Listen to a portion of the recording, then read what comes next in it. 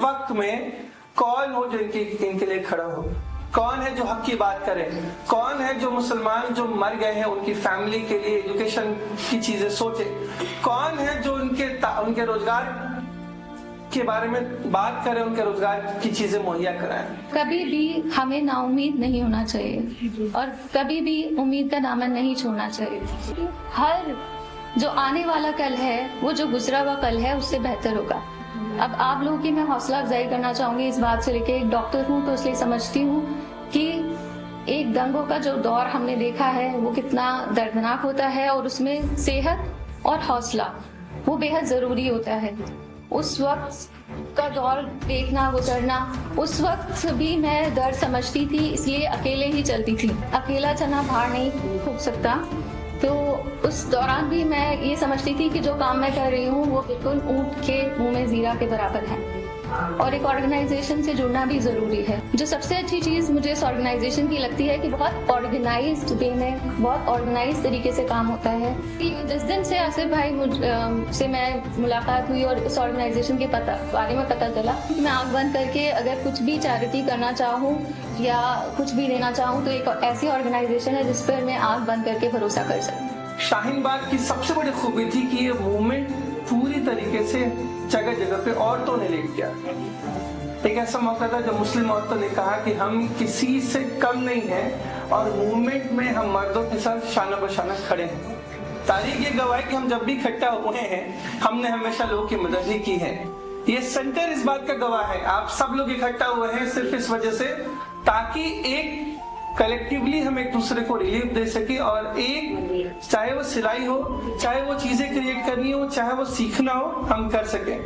ये सेंटर पिछले साल इसीलिए कायम किया गया था ताकि जो शिव विहार की औरतें हैं वो अपनी स्किल सीखें। मुझे उम्मीद नहीं थी कि यहाँ की लड़कियां जो हैं वो एक अच्छी सिलाई कर पाएंगी, लेकिन एक स्पेस तो होगा जिसमें औरतें बैठ के अपने गम, अपनी खुशी, अपनी मुसीबत, अपनी परेशानी शेयर करें। भले ही हम कपड़े नहीं सिल पा रहे हैं लेकिन हम अपने रिश्ते सिल सके। भले ही हम किसी को अपनी चीजें बेच नहीं पा रहे हैं लेकिन हम आपस में बैठ के बात तो कर पा रहे हैं, क्योंकि उसकी भी बहुत कमी है। एक प्लेटफॉर्म होना जहां औरतें बैठ के अपनी गम, अपनी खुशियां, अपनी परेशानियां शेयर करें, ये भी होना बहुत जरूरी है। एक महीने के तक जो है वो स्कूल का यूनिफॉर्म सिल रहा और वाकई में बताऊं जब वो फाइनल प्रोडक्ट मेरे सामने आया तो जो यूनिफॉर्म हम मार्केट से खरीदते हैं उससे कहीं अच्छी क्वालिटी है।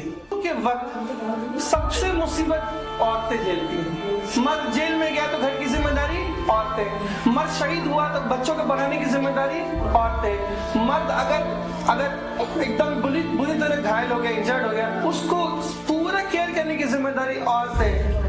और औरतें जो बच्चे पाल सकती हैं वो दुनिया का कोई भी काम कर सकती हैं, क्योंकि बच्चे पालना सबसे मुश्किल वाला काम है। तो जब आप घर को संभाल सकती हैं, जब आप बच्चे संभाल सकती हैं, तो आप पूरा मुल्क और पूरी दुनिया संभाल सकते हैं। तो जब इतनी कुव्वत औरतों में है, हमारी औरतें इतनी मजबूर हैं और इतनी पोटेंशियल रखती हैं, हमारी औरतें ऐसी हैं कि वो अपने कपड़े काटने से बेचने, सिलने से लेके बेचने तक का काम कर सकती हैं, तो क्यों नहीं एक सेंटर खोले जिसमें औरतें ही हो जो इसको अपना कह के पूरी जिम्मेदारी ले सके। हमको क्या चाहिए?